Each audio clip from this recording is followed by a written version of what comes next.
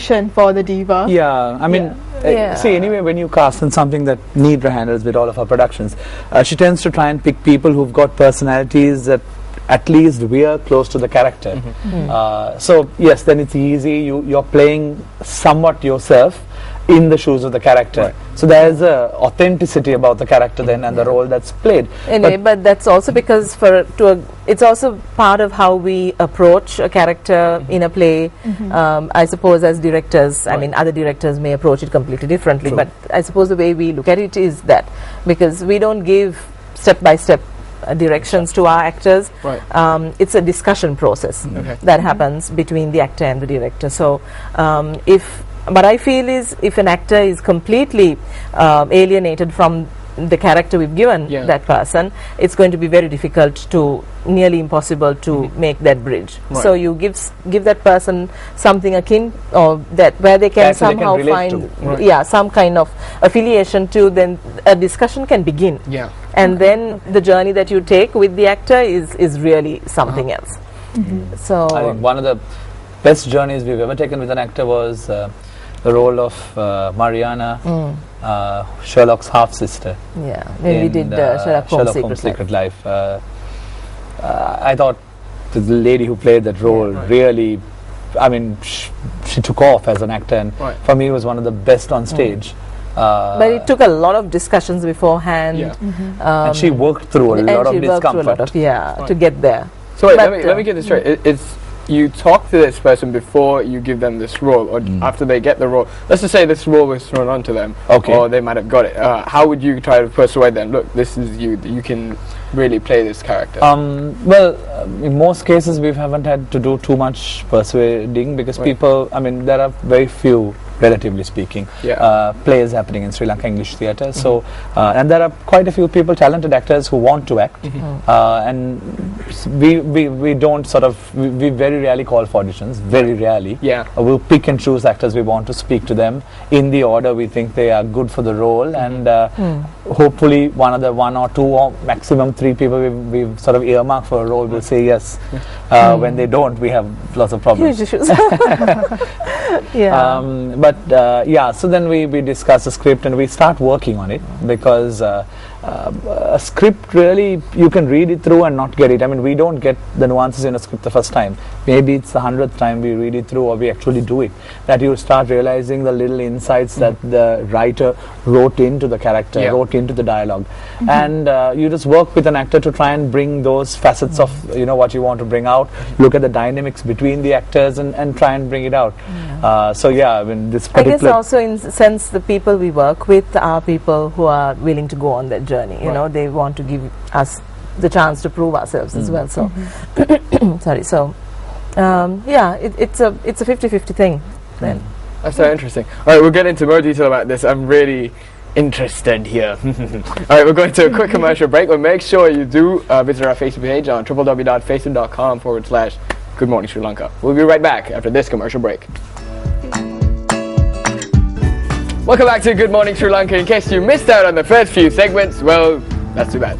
All you gotta do is YouTube us, search for the keywords GMSL, and you get the show. Today on the show we have Ned and Jay. Yes. Two awesome people that I've been having such a great time with. And of course, Amaya is there as well. No, I'm joking. Of course not. Thank you so much. I mentioned in the earlier segment that I'm being gagged up on. It's true. I am being gagged up on here. I don't like this. Stop it. Sorry. Stop it. Sorry. Yeah. Okay, alright. No, they're going to stop now. Can you believe that? We're going to behave now. Yeah. Yes. Yes. All right, so this play, this play that's coming it. up to start off the Christmas season. I don't think there's a better way to start. You have a play coming up on the 6th, 7th, and 8th. Yes, which is Friday, Saturday, Sunday. Tell me about this play. I'm so curious. Okay. So the play is a Christmas musical.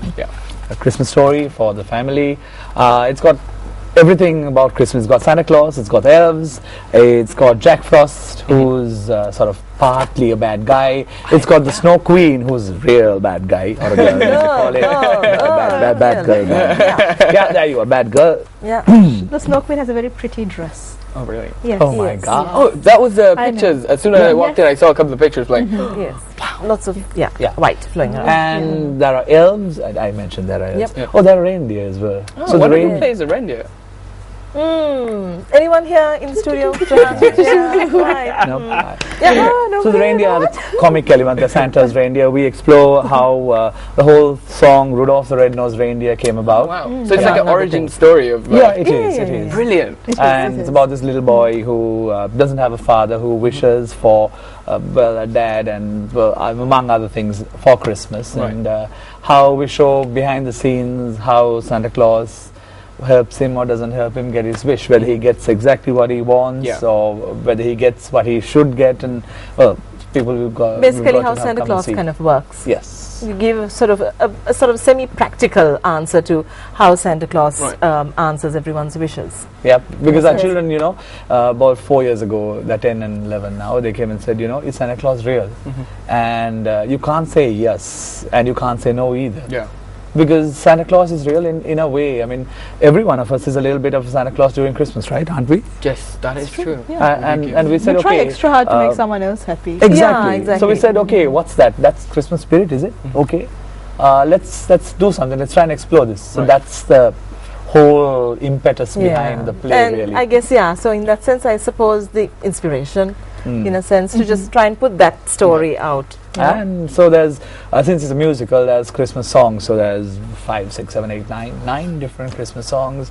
Some of them very old songs, everyone knows them. But I guarantee that you will never think of it in the way we are doing it. I mean, we've given a new interpretation to Rudolph the Red-Nosed Reindeer. Like rapping. Something like that. Yeah, similar to that actually. Or not. Maybe they're just throwing me out. And okay. You just have to come and see it. Yeah, exactly. Exactly. Now I must watch the show. That's such. I think that would be great. To be honest, I will start my Christmas season, and then I would actually end up giving at the end. Yeah. But now, Nitra, you're playing the role of the Snow Queen. And you've been involved in the writing, you've been involved in the directing. Now, I know, Jay, that you also go into this sort of triple role of writing, directing, as well as acting sometimes. How do you manage all of that together? I mean, that's we don't manage. We just it just kind of like evolves. I guess. Okay. Go with the flow sort of thing. Okay, so with the writing, I think when we do our own writing, and it's not always that we do. Actually, it's very rare that we produce one of our own plays. It certainly helps if you know who your actors are. I tend to write for the actor. Okay. So, for instance, if you were playing a reindeer, the lines I'll give you would be different if you were playing a reindeer. Because I look at the person and that kind of like inspires me to bring out a it's a line that person would have said. Sort of, or may have said. So, when it comes to writing, and then it evolves after that. You throw out your script. And then it kind of like gets workshopped a little bit. Different people come and say, you can't say this in scene 8 because I didn't say something else which was corresponding to it or similar to it in scene 4. So we have to then go back to scene 4 and say, oh my goodness, okay, we need to add a few more lines there to make sense of scene 8. Right. So it's a bit of a back and forth process. We're not what you would call, experienced script writers. But I think this is the best way. I don't know. I personally think that this is the best way to go about it. I mean, we workshop a script basically, or what this particular script has what has happened is that we workshopped it really. And then we rewrite certain lines because someone says, I'm not comfortable with this line the way you've said it. Can I turn it around this way? So then that becomes, a focus, and then we discuss it, and if it works, it works, Right. And so it's like an evolving script, which is also nice. Nice, yeah. And there's and it's contributions from everyone. So it's so many sort of different a people. very rich script at the end. Yeah, It's got so many ideas and so many people thinking about it. And on that note, I've heard that Matthew and Lauren, your son and your daughter, they get involved in the process as well at home. Oh yes. So I get lectures in the car. So they take after you, do they? Yes, they both love stage. I mean, Lauren a lot more maybe than Matthew. Matthew is selective about what he wants to do on stage, but Lauren will take any chance to get on stage. She loves writing. Even as a wallflower, she loves writing, and she thinks that she's a far better director than I am on Rise, because I get lectures almost on a daily basis on what I did wrong at the rehearsal that day. And sometimes she says things that have sense. So at least gets us thinking a little bit. A little bit, yeah. I guess at some point, though, to go back to your previous question, I stopped being a director and I started becoming an actor. And it's a bit selfish, but I sort of like alienate myself or alienate Jahan from me, so that he takes on the more directorial aspect of things, and I concentrate on the acting, because I guess when it's the last week or the last 10 days, I need to finally do that. I need to be an actor first and foremost, because I need to prepare myself for the other actors as well. Now, since you mentioned there's like a evolving script, has there ever been improv on an opening night? Like maybe just one line might have not flown by during the rehearsal. Not just opening night, even closing night. That's so many situations. One of our plays recently, this guy, and it's pivotal to about 5 pages of dialogue, that he picks up a pair of sunglasses from one apartment or one flat or one room in a hotel and takes it to the other. Stage and he didn't. And I come on stage and the glasses are there. So I go, oops. I pick up the glasses, go to the next room, and I'm now got to give him. And then he just changes the whole 5 pages, like, you know, and everyone's kind of like looking very deep into each other's eyes and trying to figure out, okay, what do we say next? It's not only me. I mean, various actors in our productions have done that. I mean, one day we've had flipovers from Act 1 to Act 2. You know, so someone has to bring it back saying, to Act no. You can't say you've got to go back to Act 1. You've got to say something in character. It's fun. It's fun. About a year later or a couple of weeks later, you can laugh about it, but that time on stage, you're sweating. But so many things have to come together. There's the actors, the lights, the sounds, the entire stage production, and that's what stagecraft is all about. So that's all the time we have for you today. Is it possible? Because I have 3. This never happened on the show before. I have 3 actors here, and I would love to have a first-hand look at what improv looks like here. I'll give you a quick setting. You have 3 actors here. You have a reindeer, you have Santa Claus, and you have Mrs. Claus, and the reindeer just did something really bad.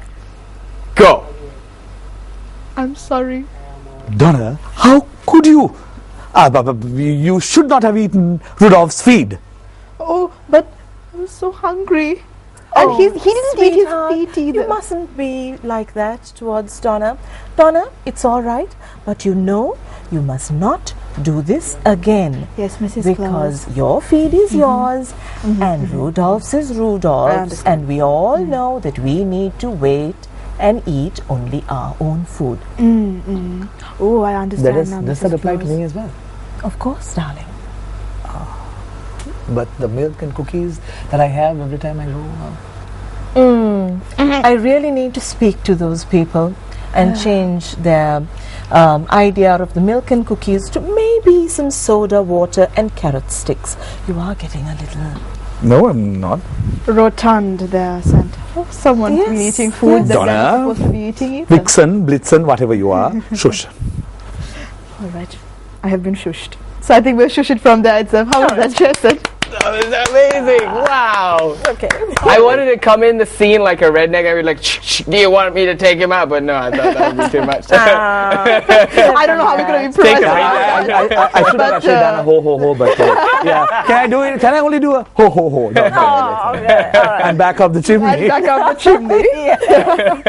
All right. You'll understand all this if you come and watch the show. Yes. Yes. I must come. A Christmas Wish, the musical, is happening on the 6th, 7th and 8th of December. It's going to be a great fun-filled affair for the entire family, happening at the Lionel Vent. So tickets are available at the Vent as well. So if you do want to have a great time with your friends and family, please do take some time out of your busy schedules during the season and come and watch a really nice, fun, heartwarming family musical. Thank you so much, Jahan and Nidra, for being on the show with us this morning. Thank you guys for having us. Appreciate it. I had a great time. Yeah, likewise. Thank you guys.